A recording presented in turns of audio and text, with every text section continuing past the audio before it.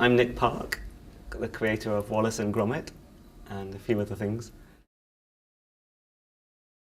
I've been coming to Annecy since I was, well, almost a student. I was not a student, but I was just starting at Ardman, and we used to come here every year, about 1986, 87.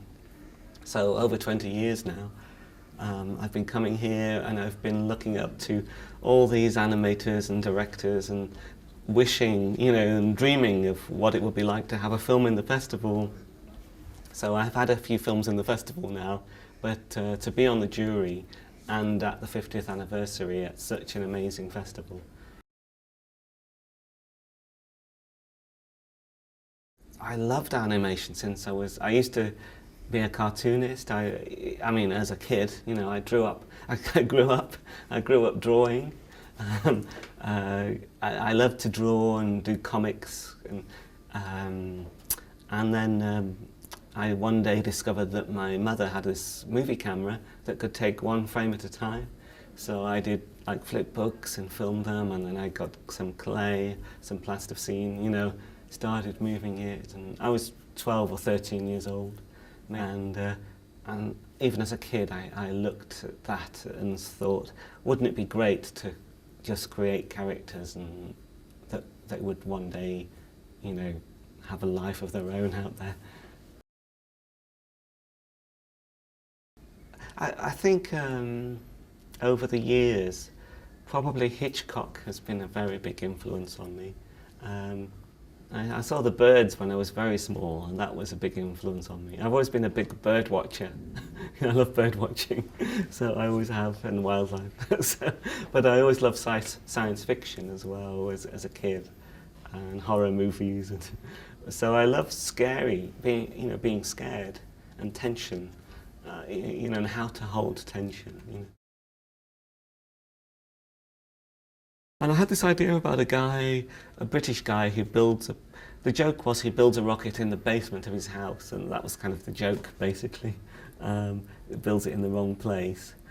And then I thought maybe he needs an assistant and maybe an animal. He was going to be a cat at first, but then I found a dog easier to make out of plasticine.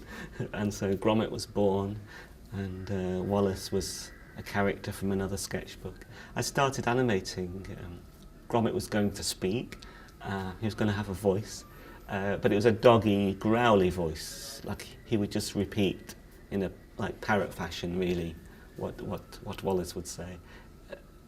But then when I came to do the very first shot in A Grand Day Out, it was such a difficult thing to move the mouth and everything, so I just tried moving just the eyebrow, and I found I got so much from that I dropped the mouth and the voice that day. I thought, I don't need this. So Gromit was born in that moment. And that's why I think he came from clay, really, from the use of clay. That's why I find the medium very important. That I think that wouldn't have happened if I was using another technique. Oh gosh, well actually it was when I came with the wrong trousers, and Creature Comforts. Creature Comforts won one year, but got a special jury prize, and that was a big deal.